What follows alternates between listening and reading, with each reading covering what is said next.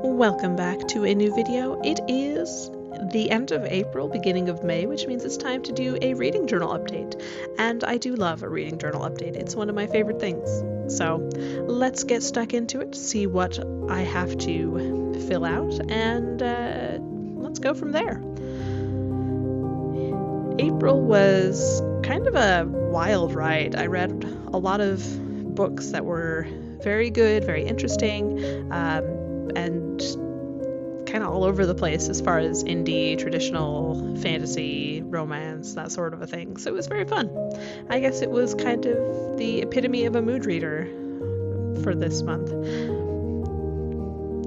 So I have this cute card that I got from Barnes & Noble a while back, which I thought I'd use for the cover page.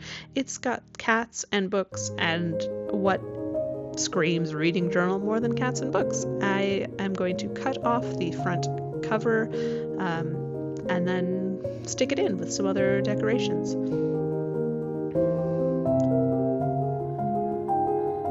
I probably could have gotten out scissors to do this, but my pocket knife was closer, so here we are, doing things the perhaps not as intelligent way.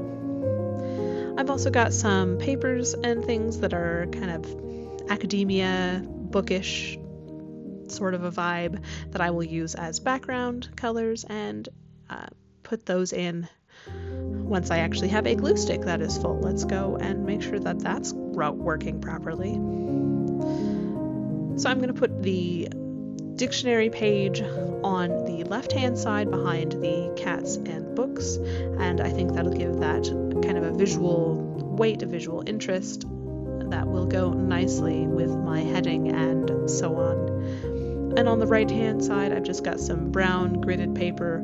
The grid is very, very faint, so it's mostly just the brown paper, and I think that looks really nicely. It's kind of academia vibes, but not fully. Anyways, I'm going to stick in this cat print and then add my sticker headings.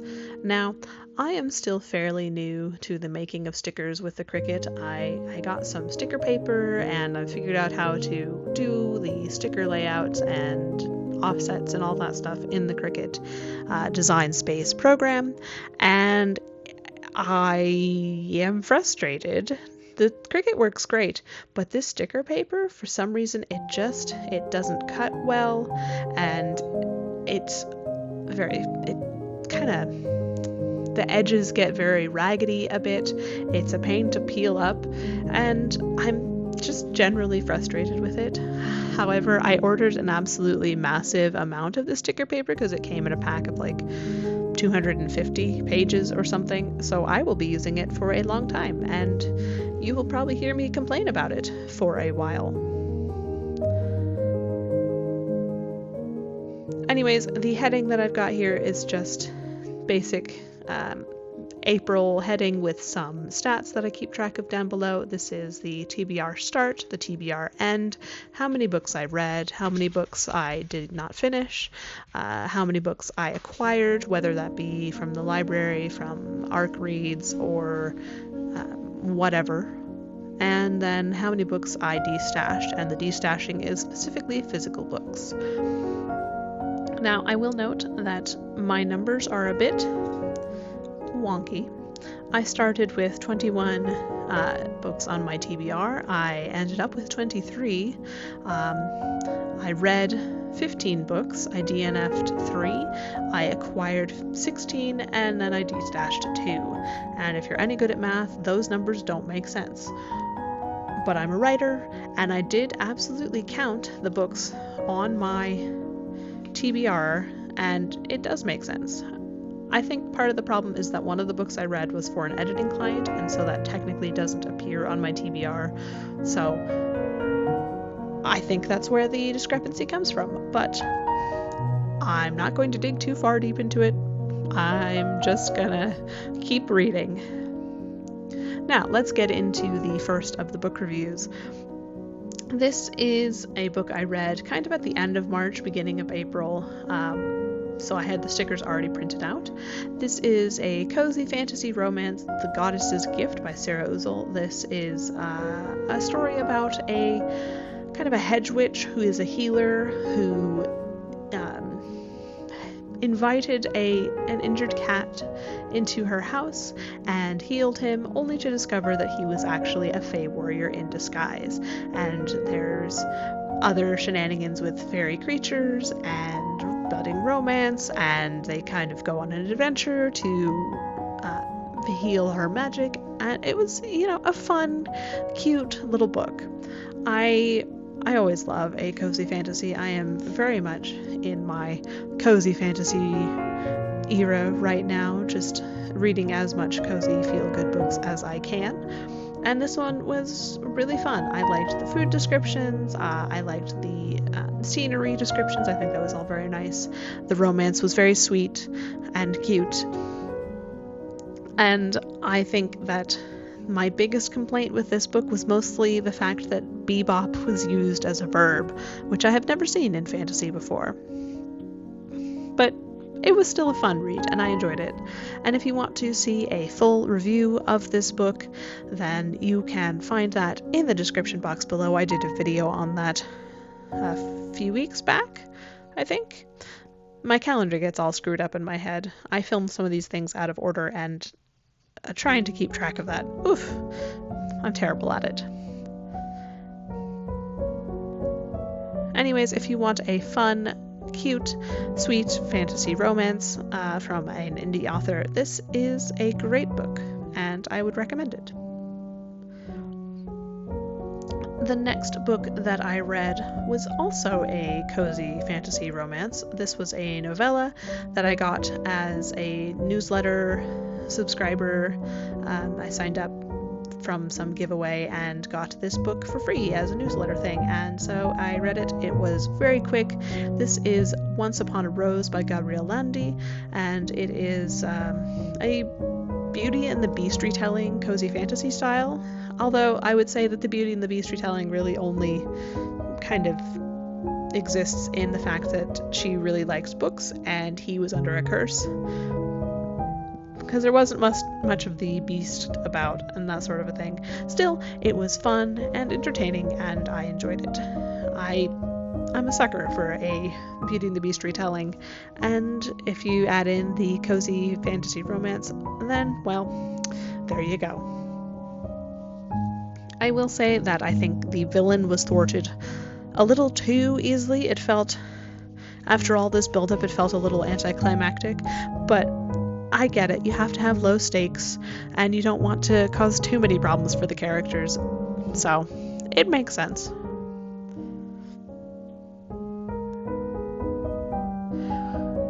I will also note that, yes, I am writing sideways. I am physically incapable of writing up and down vertically. I have never been able to do it in all my years of writing by hand. My wrists just don't work well that way, so everything I write for more than a few letters at a time, I tend to do sideways, which absolutely baffled some of my seatmates in school. They were staring at me and just totally confused. The next book I read was the featured read for the Order of the Dragon Forged reader group that I help run over on Facebook. If you are interested in a group where we read dragon books and talk about fantasy and have adventures, then you would probably like it, and you can find it in the links down below.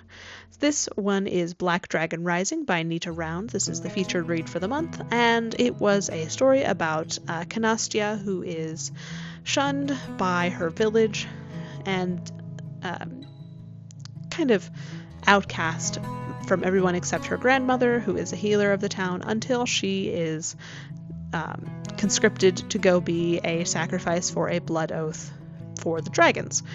And there's a lot of lore going on. I think for the first in the series, this book kind of gives you a lot of information about the world and the history and all of that stuff, which it makes sense because you want to give your readers all of the information, but I would have loved to have kind of been introduced to it a little bit more showing than telling sort of a thing. Still, I think this book was entertaining, and I think if you are in the mood for epic fantasy with dragons, then you would probably like this book. It's got adventure, it's got quiet battles. Well, I say quiet, I mean smallish, not epic yet. They're building up to it, and it was an entertaining read. The next book I read was a departure from the fantasy genre and right into romance. This is Get a Life, Chloe Brown by Talia Hibbert, and this was a delightful book. It was so fun. I mean, I probably figured I was going to like it as soon as the first line was disparaging Tuesdays. Tuesdays are historically the least favorite day of the week for me, so any author who agrees with me, they're going to be pretty well up there in my books. Still, I loved this. It was a disability rep. The main character had fibromyalgia and I think autistic coded, but don't quote me on that. It wasn't ever stated explicitly, though the behaviors were familiar to some of my own particular quirks. I don't know. I really liked this book. I think it was very fun and entertaining and charming, and I liked the fact that the characters actually talked to one another, and it wasn't so much conflict derived from being unable to communicate with each other, but was more a conflict derived from my communication style is different than yours in this particular instance, and therefore we have a bit of clashing. And I think that is probably the only way that the miscommunication trope can be done well, and I appreciate it quite a lot. Also, it had a cat, and who doesn't love an animal sidekick? Very fun. Very fun. Highly recommend. I think there's more in this series, so I will probably be investigating that very soon.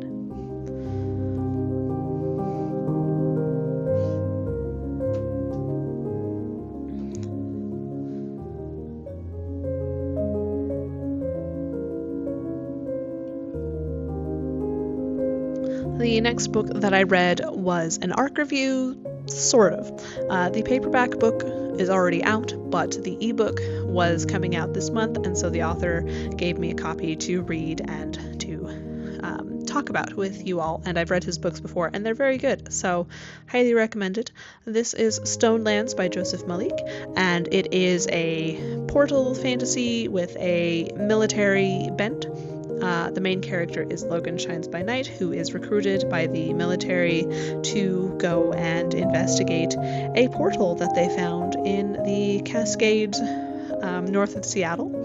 And they find a magical land and there's shenanigans. I really appreciate a book that is done well because the author really knows what they're talking about, and this author has a military background, and so when he talks about military stuff, he really knows what he's talking about, and I appreciate that so much. Also, he writes really well. It's very smooth, very easy to read, everything flows really nicely, and it's intelligent. It doesn't assume that the reader is an idiot, it assumes that the reader can handle a bit of thinking, and I like that a lot. So if you are interested in portal fantasy with a military bent or military fiction with a fantasy bent, then you would really enjoy this book.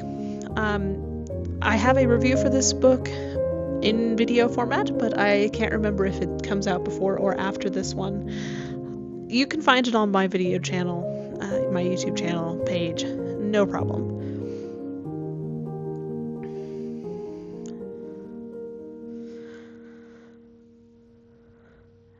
And the next book I read was back into the romance genre. This is The Elements of Chemistry. This is another omnibus by Penny Reed. If you saw my reading journal video last month, this is a 3-book collection in omnibus form, and it's romance, very entertaining. I always like a Penny Reed book. Her books are intelligent because the characters, the conflict, it's not because of the relationship, it's because the characters are dealing with trauma and events in their own life that cause problems for the relationship, within the relationship, that sort of a thing, and they have to deal with it, and I so enjoyed it. So this one was this one took place mostly at a university. The characters were a little younger, and normally I don't love a college romance. It's just not my genre, but I love Penny Reid, so I will happily read her stuff. And technically, I am only reviewing one book here because I read the omnibus edition, but this was 3 books in one, so I am counting it on my books read as 3 books.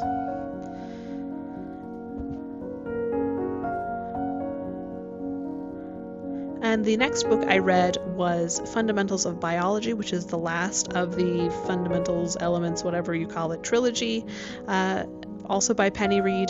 This is another 3-book omnibus about different characters, kind of shared universe, who are having other issues.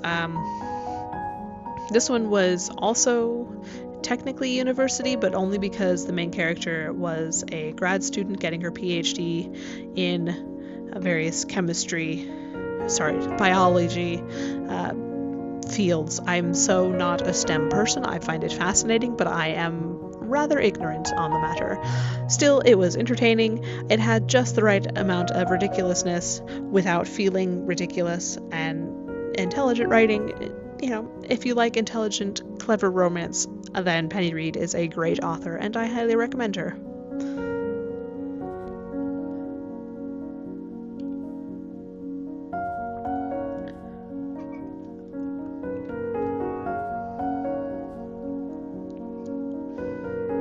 The next book I read was a departure from cozy and romance. This was not cozy nor romantic. This is Golden Sun, which is the second book in the Red Rising trilogy, and it was just as dramatic as I expected.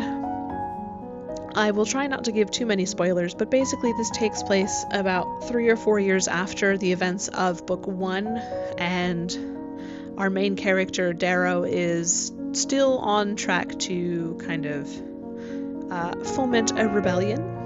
And there's a lot of drama, there are battles and betrayals and machinations on multiple levels. It was very entertaining, very dramatic, and had just the right amount of poetry in the writing, which I really appreciate. Pierce Brown manages to write very smoothly, very nice to read, while still having an element of poetry that I just really enjoy.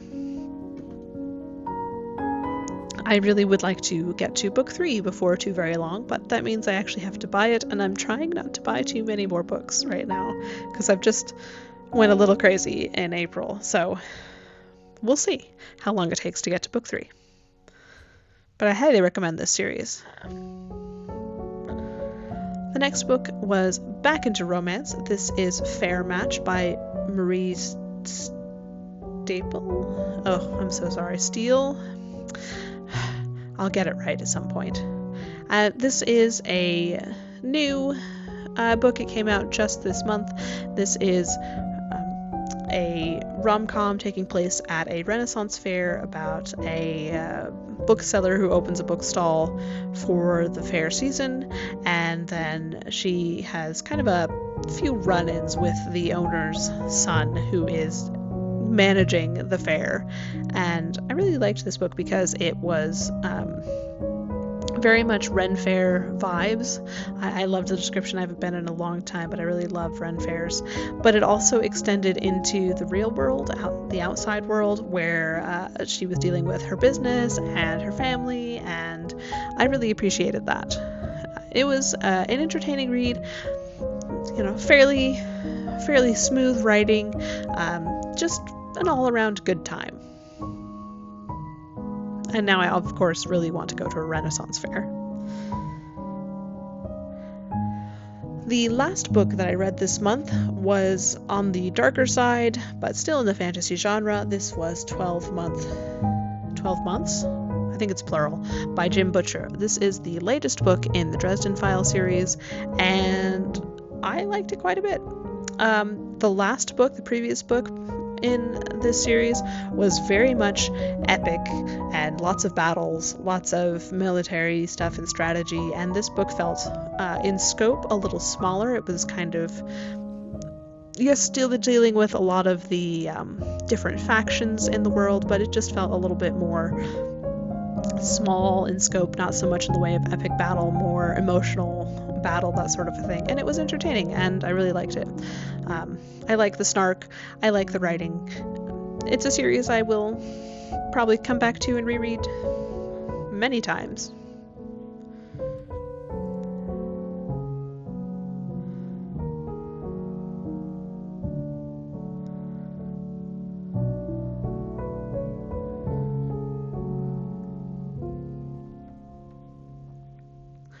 And that is all that I read for the month of April. So let's go back and fill in some of the front matter pages. This is my running list of books that I read. I used to write out the book title and author and such, but I really like having the pictures so much more. It's very visual, and it just makes me happy to see them all. And I have the numbers right behind the little pictures so that I can know exactly where I have gotten to. You're going to notice that I'm putting in a bit of washi tape on one of those boxes. That is because one of the books that I read this month was for editing for clients. I don't do reviews of client edits, but I do count them as books that I read. So I put those in as little washi tape squares. And the little arrows are for the omnibus editions, because technically those were 3 books instead of just 1, so those get to extend further onwards. But with these last couple of book cover stickers, that is my books read for the month. And I can go and actually fill in my Hall of Fame, because I remembered to print off the book covers for my Hall of Fame. I didn't have any 5-star reads in the month of April. I had a lot of books that I enjoyed quite a lot, but I didn't think any were 5-star reads. So 4.5, 4.75, that was my highest. So no new books on the Hall of Fame for April, but I can add in all of the book covers from previous months that I really enjoyed, and there's plenty of room for the rest of the year. And now I have my book stats page, which I still am not sure what to do with. So with that, let's go and have a look through of what we did for the reading journal for April. I really love how this cover came together. It's very much whimsical, but still kind of academia coded. And then we get into the book reviews, and I think they are fun and colorful. And I'm really pleased with my selection of books for the month. There were a few of them, and my reading was kind of all over the place as far as dark, light, cozy, romance, fantasy, not fantasy, that sort of a thing. And I think that is perfectly all right. What did you read during the month of April, if anything? And what are you looking forward to in the month of May? And that's all I've got for you today. So happy reading, hope you have a fantastic day, and I will see you next time.